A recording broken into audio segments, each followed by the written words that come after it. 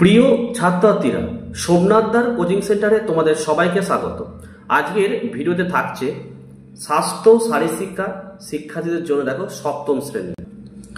আজকে আমরা চতুর্থ অধ্যায় শিশু সুরক্ষা, এই অধ্যায়ের অনুশীলনীর সমস্ত প্রশ্ন এবং উত্তর নিয়ে আলোচনা করব।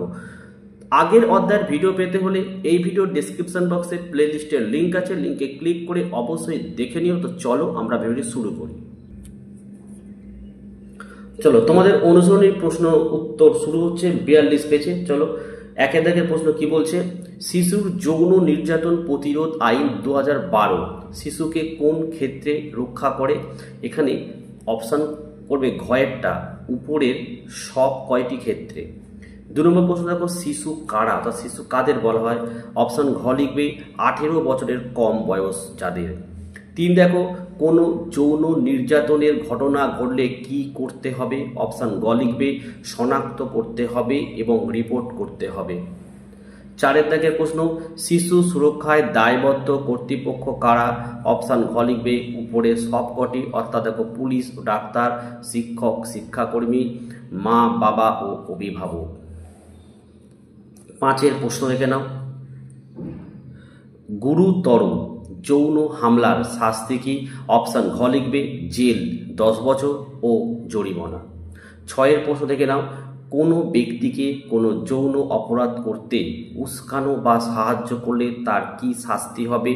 এখানে উত্তর লিখবে অপশান গয়েরটা লিখবে জেল হবে 3 বছরের, আর তার সঙ্গে কিন্তু জরিমানাও হবে।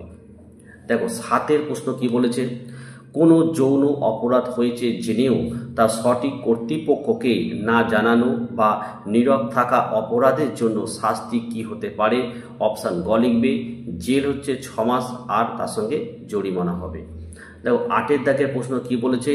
কোন অঙ্গে স্পর্শ করা ভালো স্পর্শ নয়? অপশান খ লিখবে মুখ। 9 প্রশ্ন দেখে নাও, কোনটি ভালো স্পর্শ? অপশান ক লিখবে হাত।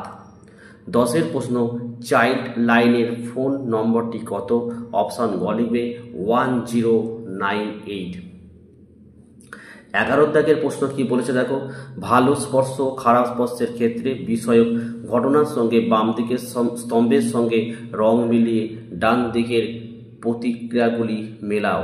দেখো এখানে সবুজ হচ্ছে, এটা হবে ভালো স্পর্শ, হলুদ হচ্ছে সচেতনভাবে, লাল হচ্ছে খারাপ স্পর্শ হলে প্রতিবাদ করতে হবে।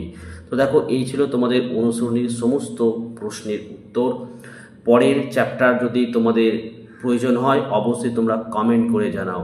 আর ভিডিও ভালো লাগলে একটি লাইক করো এবং চ্যানেলে নতুন হলে চ্যানেলটিকে সাবস্ক্রাইব করো। পাশে থাকা বেল আইকন প্রেস করে অল নোটিফিকেশনটাকে অন করো, যাতে আমি যখনই কোনো ভিডিও আপলোড করব সবার প্রথম যেন তোমাদের কাছে পৌঁছে যায়। তো আজকের ভিডিওটি আমি এখানেই শেষ করলাম। তোমরা প্রত্যেকে ভালো থেকো এবং সুস্থ থেকো।